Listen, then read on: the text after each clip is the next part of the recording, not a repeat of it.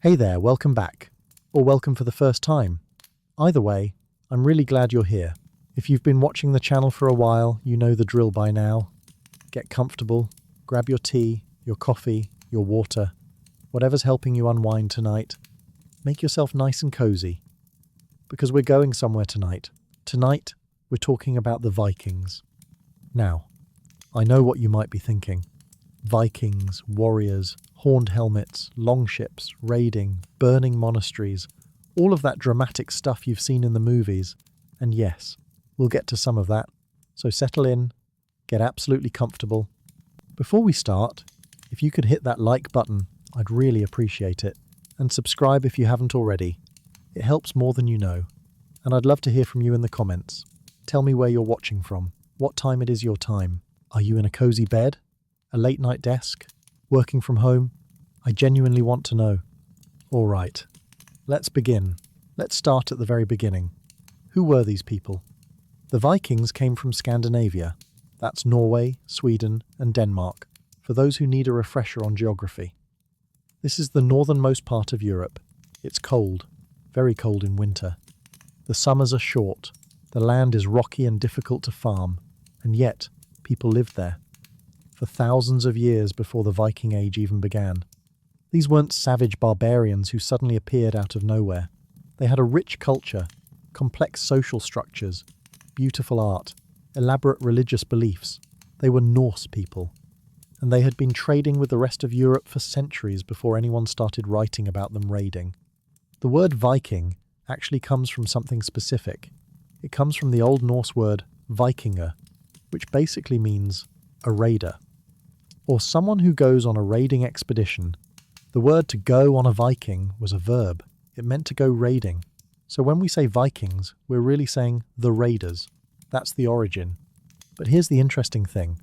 The Vikings didn't call themselves Vikings. They didn't have a collective identity the way we think of it. They were Norwegians, Swedes, Danes. They were from specific regions, specific families, specific tribes. They identified with their family and their leader, not necessarily with a larger group called Vikings. That's a label we gave them. It's a bit like how we call all the tribes of the American plains Native Americans, when they were actually many distinct nations with their own identities. So what changed? Why did the Viking Age begin when it did? Well, there's no single answer, but historians have some ideas. First, Scandinavia was crowded.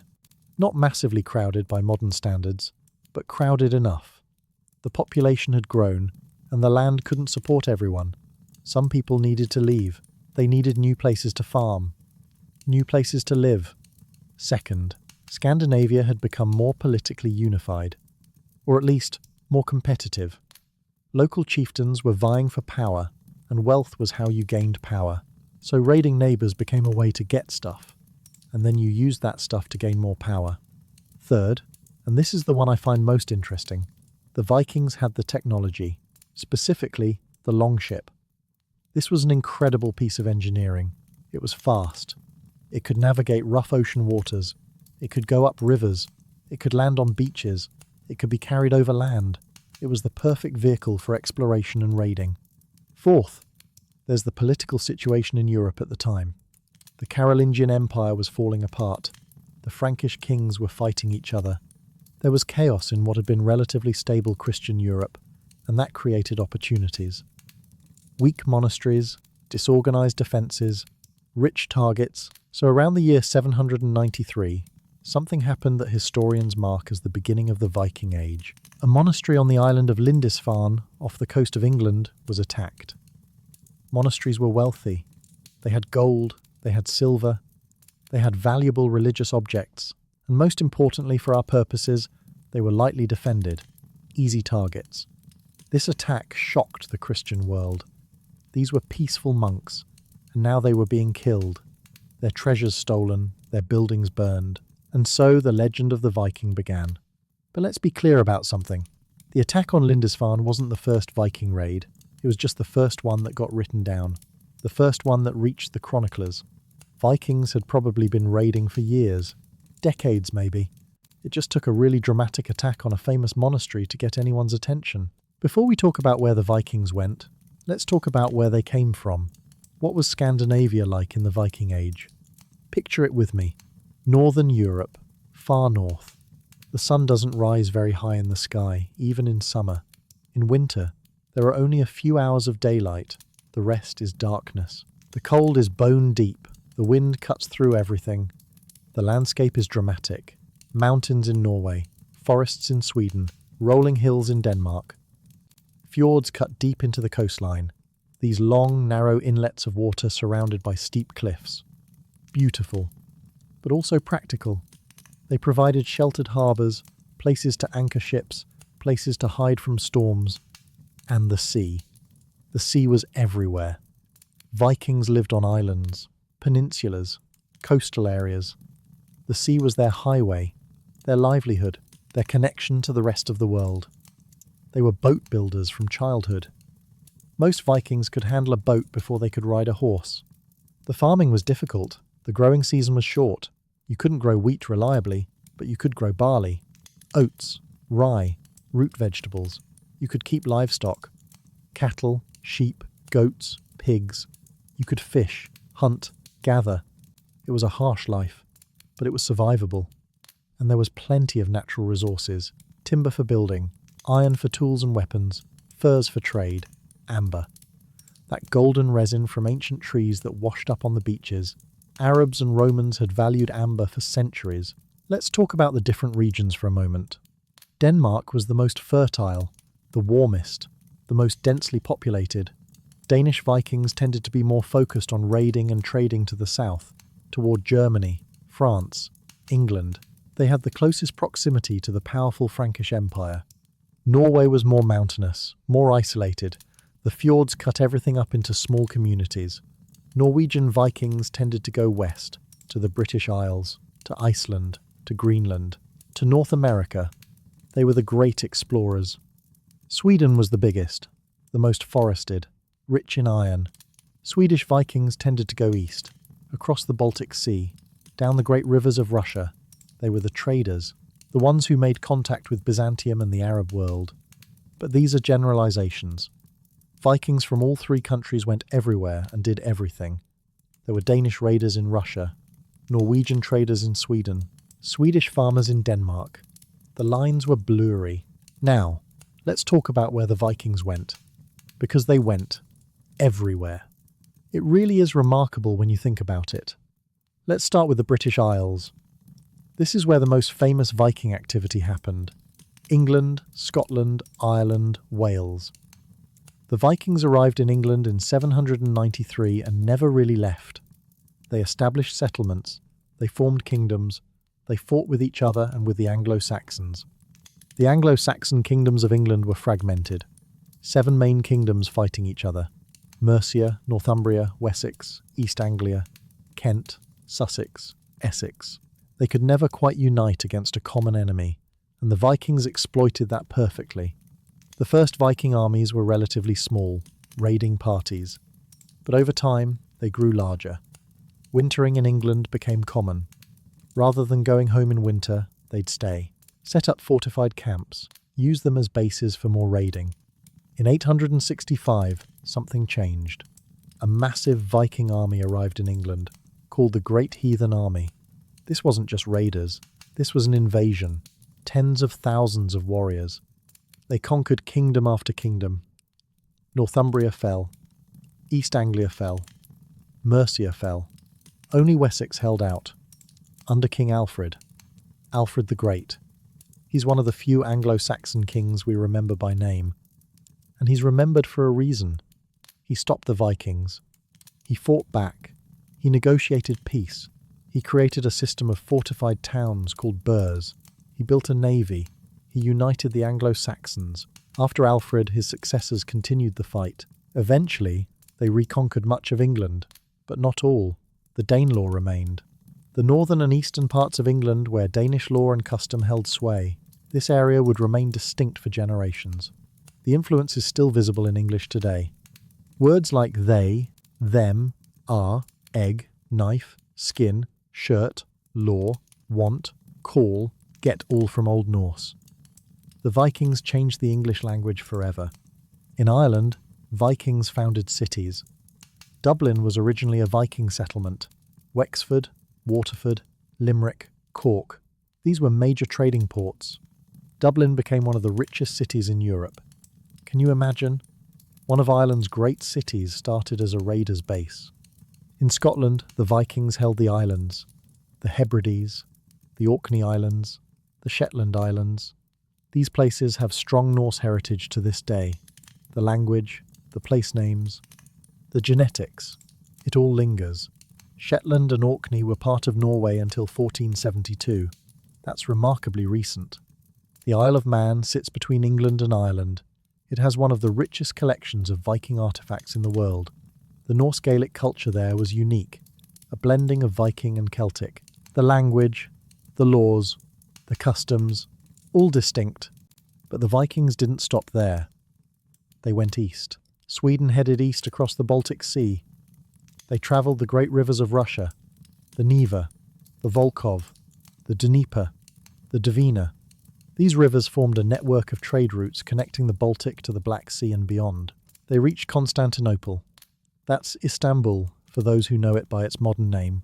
The Byzantines called them Varangians. They served as mercenaries for the Byzantine emperor. The Varangian Guard was an elite unit of Viking warriors who protected the emperor. They were famous for their loyalty, their axes, their ferocity, and they traded with the Arab world. The Abbasid Caliphate was a vast empire, rich, sophisticated, interested in goods from the north. Furs, slaves, amber, wax, honey. The Vikings got silver. Arab silver coins have been found all over Scandinavia, thousands of them. They founded cities like Kiev, which would later become the capital of Ukraine. The name Kievan Rus comes from these Swedish traders and warriors who established control over the region.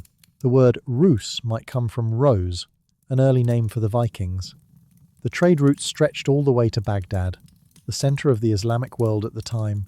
Imagine Vikings trading with Arabs, exchanging goods, sharing stories, learning from each other. The world was more connected than we often think. And then there's the West, the most famous Viking journeys, the voyages that capture the imagination most, the exploration.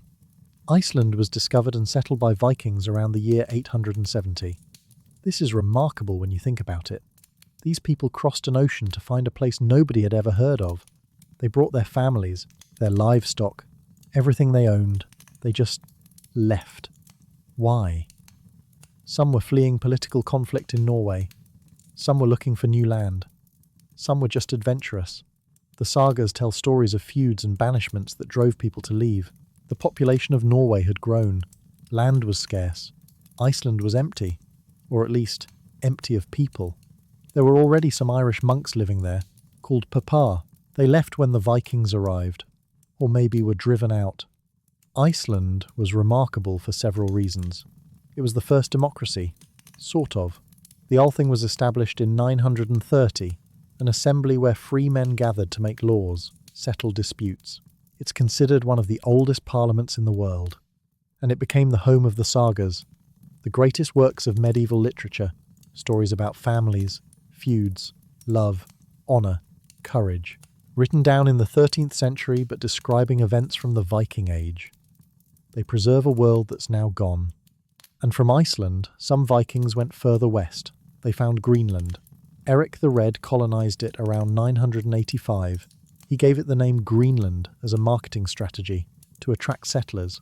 It wasn't that green, but it was a place. And then, briefly, they found North America. Almost 500 years before Columbus. Leif Erikson is the famous name. He found a place the sagas call Vinland, somewhere on the coast of Canada. Newfoundland, probably. At a place called Lanceau Meadows, archaeologists have found the remains of a Viking settlement. It's real. Vikings walked on the shores of North America a millennium ago. That's incredible. That's absolutely incredible. The settlement didn't last. A few years, maybe a couple of generations. Conflicts with the native peoples. Harsh conditions. It's hard to survive that far from home, but it happened. Europeans were in North America centuries before Columbus. That's a fact. Now let's talk about how Vikings lived. What was their society like? Viking society was divided into three main classes: the jarls, the carls, and the thralls. The jarls were the nobility, the wealthy, the powerful. They owned land. They had many followers. They were the leaders, the chieftains, the kings, in places where kings existed. Jarls were supported by their followers, their retainers, their loyal warriors. In return, the jarl provided protection, land, wealth, prestige. The carls were the free people, the farmers, the craftspeople, the traders. The vast majority of Vikings were carls. They had rights. They could own property. They could vote in things like the Althing. They could change their social standing. A carl who did well could become a jarl. A jarl who lost could become a carl. Social mobility existed, though it wasn't easy.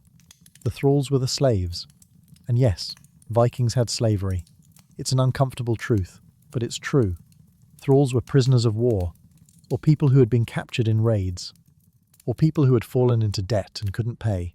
They had no rights. They were property. They could be bought and sold. And here's something interesting. There was some social mobility. A thrall who saved enough money could buy their freedom. A carl who fell on hard times might become a thrall. It wasn't completely fixed, but it wasn't exactly easy to move up either. Slavery was everywhere in the ancient and medieval world. Every culture had it. Vikings weren't uniquely evil or uniquely good in this regard. They were typical of their time. That doesn't make it right. But it helps us understand context. Now, let's talk about governance. How did Vikings make decisions? In most places, there was no king. Or rather, power was decentralized. Local chieftains held power in their areas, and there was a thing called the Thing.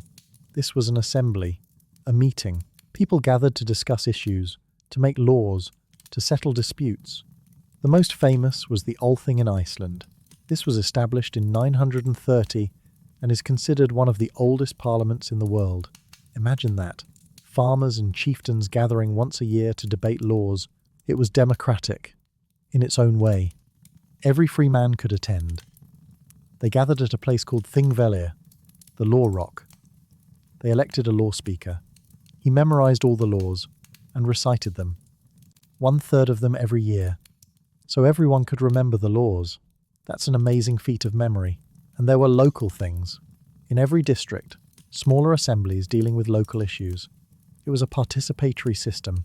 People had a voice, even if that voice was limited to free men. Women couldn't vote, thralls couldn't vote, but free men could. And speaking of laws, Vikings had a complex legal system.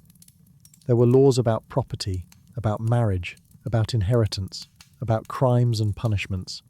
And there were lawyers, special people who knew the law and could represent others in disputes. This was considered a prestigious profession. Punishments could be severe: fines for small crimes, outlawry for serious ones. Outlaws lost all protection. Anyone could kill them without consequence. And then there were the ultimate punishments: burning, stoning, breaking on the wheel. These were reserved for the worst crimes: murder, treason, arson. Let's talk about Viking women. This is something that often surprises people. Women had more rights in Viking society than in many other cultures of the time. They could own property. They could run businesses. They could divorce their husbands. In some cases, they could even lead in battle. There are sagas about women who took up arms when their husbands were away, and it was considered perfectly acceptable. A woman called Ord the Deep-Minded was one of the most famous early settlers of Iceland. She was a wealthy widow who made the voyage from Norway after her husband was killed. She established herself as a major landowner in Iceland. She had influence and power, and she's remembered in the sagas as a remarkable person. Freydis Eriksdottir was another. She was the daughter of Eric the Red, the sister of Leif Erikson. According to the sagas, she was pregnant and alone when a group of troublemakers tried to take her land. She grabbed a sword, bared her chest, and scared them off. That's one way to deal with problems. Women could inherit property. They could manage farms and businesses while their husbands were away raiding or trading. They could represent their families in legal matters. They had a voice. But let's be clear, it wasn't equality. Women were still expected to manage the household, to have children, to support their husbands. to be modest and obedient in many ways. But within those expectations, there was room for agency, for influence, for respect. Marriage was practical. It was about alliance, property, family ties. You married someone who benefited your family, someone who brought wealth or connections. Love might develop. It often did, actually. Many Viking marriages seem to have been happy. Partners who respected each other, who worked together, who raised children together. But here's something that might surprise you. Vikings valued romantic love passionately. There are countless stories in the sagas about lovers who defied families, who waited years, who never stopped loving each other, even when it destroyed them. One famous story is about Gunnar and Hallgerd. They married for political reasons, but they fell in love. Or at least they became obsessed with each other. And it ended badly, very badly. It's one of the great tragic love stories of medieval literature. Divorce was allowed, for both men and women. A woman could leave her husband if he was impotent, or cruel, or if he just couldn't provide for her. She kept her property, her dowry, and could remarry. Men could divorce their wives too, for various reasons. Adultery, infertility, laziness, whatever the local laws allowed. Children were valued, sons especially, because they could inherit and continue the family line.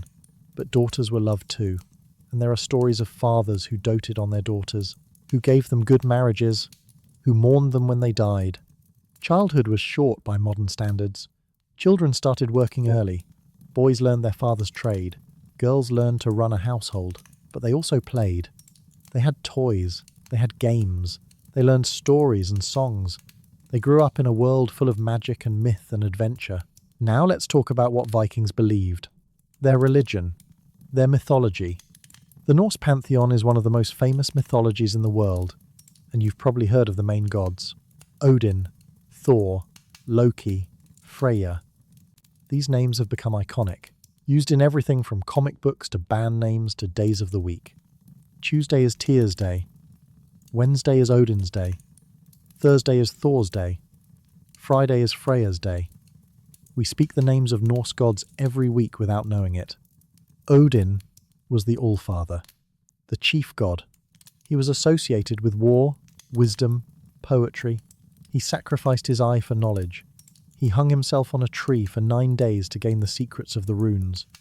He was a complex figure, powerful, wise, but also somewhat terrifying. Odin's thirst for knowledge was legendary. He gave up his eye to gain wisdom. He hung on the world tree Yggdrasil to learn the secrets of the runes.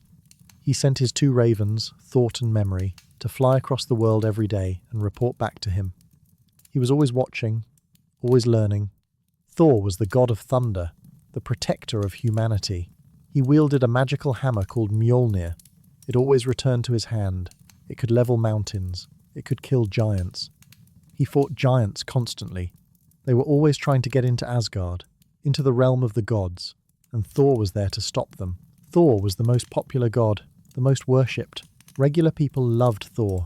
He was the defender, the family protector. People prayed to Thor for safety, for good harvests, for protection on journeys. Loki was the trickster, the shapeshifter. He could change into any form, a fly, a giant, an old woman. He caused as much trouble as he solved. He was clever, funny, but also responsible for the death of Balder, the beloved god of light. His story ends badly. He's bound in darkness until Ragnarok, chained under the earth, a serpent dripping poison on him. It's a grim fate. Freyja was the goddess of love, beauty, fertility. She had a chariot pulled by cats. She wore a precious necklace called Brisingamen. She took half of the slain warriors to her hall, Folkvang. The other half went to Valhalla. She was a powerful figure, worshipped widely, and there were many other gods. Tyr was the god of war and law. Frigg was Odin's wife and goddess of marriage. Heimdall guarded the Rainbow Bridge. Balder was the god of light and joy. Hodor was the blind god who killed Balder by accident. Hel ruled the realm of the dead. And there were many other beings. Giants, dwarves, elves, trolls. The Norse cosmos was full of different races, different creatures, all interacting in complex ways. The cosmos itself was an amazing story, 9 worlds connected by Yggdrasil, the world tree, Asgard at the top, home of the gods, Midgard, home of humans, Jotunheim, home of the giants, and many more. All connected, all interdependent, all eventually doomed. The giants were not just monsters. Some were ancient, wise, beautiful even. They were a different kind of being, and they could mate with gods and humans. The lines were blurry. Dwarves were master craftsmen. They made Mjolnir for Thor. They made other magical items. They lived underground. They were greedy for gold and silver, but they were also essential. Elves were somewhere between gods and humans. Beautiful, magical, associated with fertility and nature. They were usually helpful but could be mischievous. The Norse cosmos was complicated, rich, full of stories. Every natural phenomenon had a god or spirit behind it. Every event had mythic significance. But here's something important. Vikings didn't see their gods as all-powerful in the way Christians see their god. The Norse gods could be challenged, they could be outwitted, they could die. The world was going to end. Everyone knew it. Ragnarok, the battle at the end of time. The gods would fight the giants, many would die, the world would burn, and then something new would begin. This was a cosmology without hope of eternal paradise. The best you could hope for was to live bravely, to die well, to be remembered. And speaking of death, how did Vikings view death? Well, it depended on how you died. If you died in battle, you went to Valhalla, a great hall in Asgard, where you would fight and feast until Ragnarok. This was the death every warrior wanted. Glorious, heroic, eternal. Only those chosen by Odin or the Valkyries went to Valhalla. The Valkyries were Odin's messengers, beautiful warrior women who rode across battlefields choosing who would die and who would live. They took the bravest fallen warriors to Valhalla, to feast and fight until the final battle. If you died of illness or old age, well, that was less glamorous. You went to Hell, the realm of the dead, ruled by the goddess Hel. It wasn't necessarily a place of punishment, just a place. Ordinary dead people doing ordinary dead things. Not happy, not unhappy, just there. And then there were those who chose different paths. People who drowned might go to Ran, goddess of the sea. People who were hanged might belong to Odin. There were many possibilities. Burial practices varied. Some Vikings were buried in mounds, with their possessions, sometimes with their slaves, sometimes with their pets. Some were cremated, some were buried in ships. The most elaborate funerals were for the wealthy, massive pyres, rich grave goods, songs and speeches. The ship burial of an important Viking was an incredible event. The body placed on a ship, the ship set on fire, pushed out to sea, or built into a mound on land. Treasures placed around the body. Animals, sometimes humans. It was a dramatic farewell. The Christian missionaries who came to Scandinavia found this all very troubling. The convert or die approach became standard. And over time, Scandinavia became Christian. But the old beliefs didn't disappear entirely. They went underground. They mixed with Christianity. They became folklore, and some of them survive today. Let's talk about the part everyone wants to hear about. The warriors, the fighting, the raiding. What was a Viking warrior really like? First, not every Viking was a warrior, just like not every American is in the military. Most Vikings were farmers, craftspeople, traders. But raiding was a seasonal activity. In the summer, when the seas were calm, Vikings would go on raids, gather supplies, gain wealth, then come home for winter. This was called going on a Viking. It was seasonal work, like farm workers migrating for harvest. The typical raider was lightly armoured, a helmet, maybe a shield, a spear, an axe or a sword. They relied on speed and surprise, hit fast, get the loot, get out. Before anyone could organise a defence, this was not a standing army. It was a raiding party, opportunistic, efficient. They wanted gold and silver, portable wealth. Church treasures were prime targets, easy to carry, very valuable. But when battles happened, they could be brutal.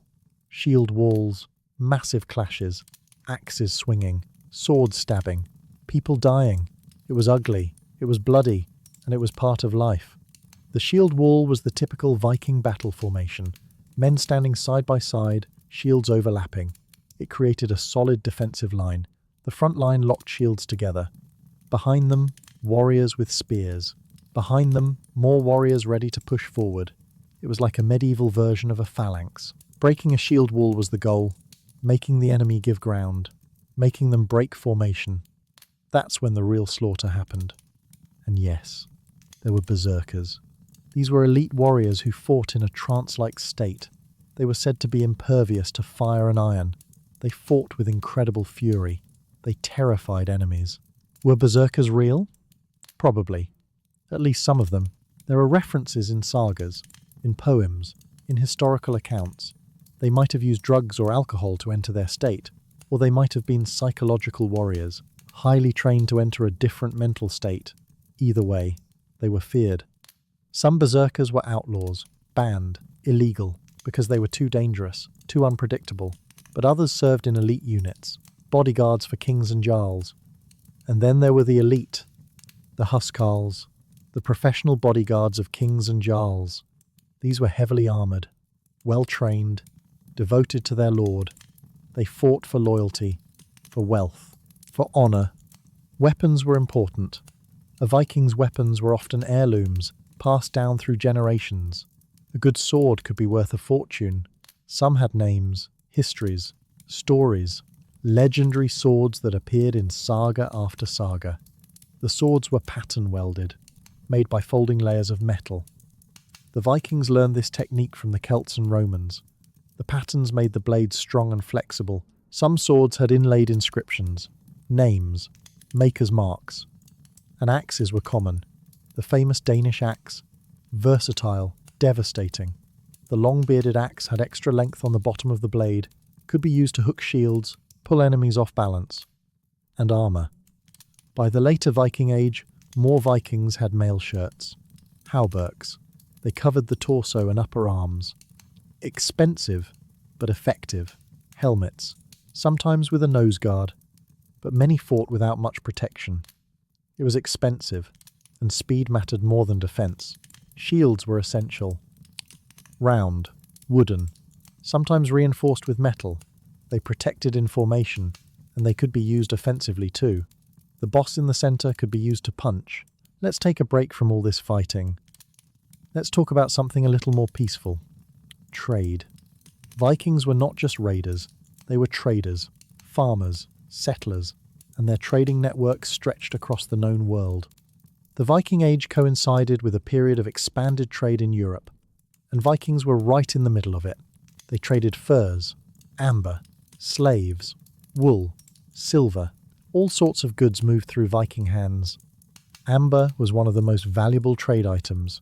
This golden resin from ancient trees, it washed up on the shores of the Baltic Sea.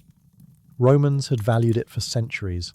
Vikings collected it, polished it, traded it south, made fortunes. Furs were another big item. Beaver, fox, marten, sable. The north had abundant wildlife. The south wanted warm furs for winter coats. Trade made sense. Slaves were also traded. This is an uncomfortable truth. Vikings captured people in raids, sold them in markets, in the Islamic world, in Byzantium, in Europe. It was a brutal business, but it was real. One of the most important trading centres was Hedeby, in what is now Germany, near the modern border with Denmark. This was a massive trading town. People from all over the world came there. Arabs, Byzantines, Franks, Slavs, Vikings from everywhere. It was diverse, cosmopolitan, bustling. And then there's Birka, in Sweden, one of the oldest towns in Sweden, a major trading centre on an island. Archaeologists have found artefacts from all over the world there. Pots from the Mediterranean, coins from the Islamic world, weapons from all over Scandinavia, and Dorestad in the Netherlands. Another major trading centre, connected to the Rhine, to the heart of Europe. Trade led to wealth, and wealth led to power. Some Viking families became extremely wealthy through trade. They built big houses, they accumulated land, they gained political influence. And speaking of money, what did Vikings use for currency? Silver, mostly, in the form of Arabic dirhams, or Germanic silver coins, or just silver bullion. You weighed your silver. That was your money. No paper currency, No coins with faces on them, just silver. Coins were rare in early Viking age, mostly silver pennies from Frankish mints. But as time went on, local mints developed. In Denmark, in Sweden, in England. And if you didn't have silver, you used barter, goods for goods, or you used credit. Vikings kept track of debts. There were even laws about interest rates. Now let's talk about something beautiful. Viking art. You've probably seen Viking art. It has a very distinctive style.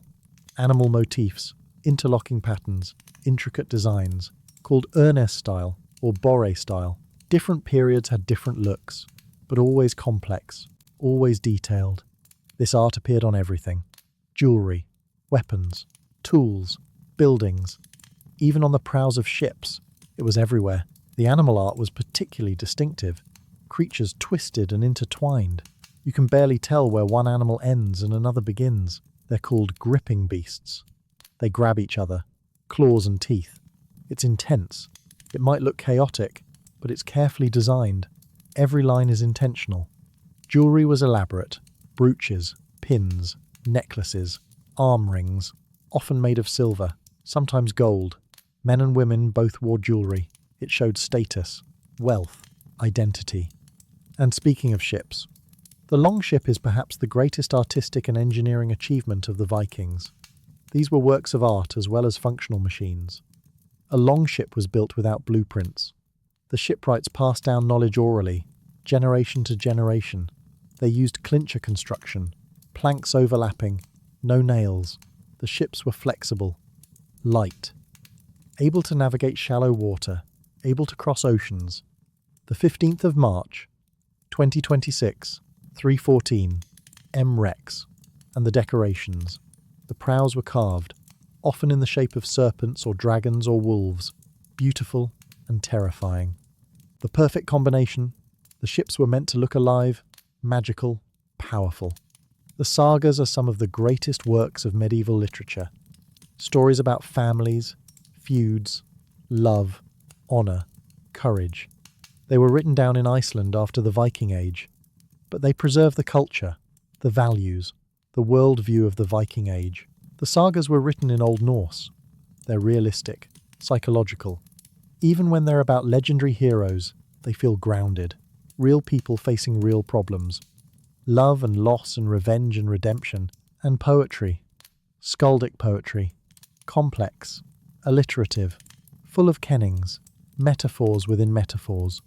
It took years to learn. Only the educated could compose it. It was considered a high art. A kenning was a poetic compound. Instead of saying sword, you might say battle ice or wolf of the wound. Instead of sea, you might say whale road. It made simple descriptions into poetic puzzles. Myths and legends were told and retold. Stories of gods and heroes, of monsters and adventures. These were not just entertainment. They were a way of understanding the world, the values, the history. Let's slow down now. Let's talk about everyday life. What did an ordinary Viking do all day? Let's say you live in Denmark around the year 900. You're a farmer, a carl. You have a family, a small farm, some livestock. Life is hard, but survivable. You wake up early. The sun rises. There's no sleeping in on a farm. Animals need feeding. Fields need tending. There's always work. Breakfast is simple. Maybe some porridge. Barley or oats cooked with water or milk. Some bread if you have it. Maybe some dried fish or cheese. Simple food. Fuel for the day's work. Your house is a longhouse. A single building, long and narrow. The walls are timber. The roof is thatch. Inside, it's one big room. The fire burns in the middle. Smoke goes out through a hole in the roof. It's smoky. It's warm. Everyone learns the stories, the songs, the history. Meals are simple. Breakfast, dinner and closing. That's the entire history of the Vikings. Thanks for watching. If you enjoyed this, hit like. Subscribe if you want more. Get some rest. Take care. Good night.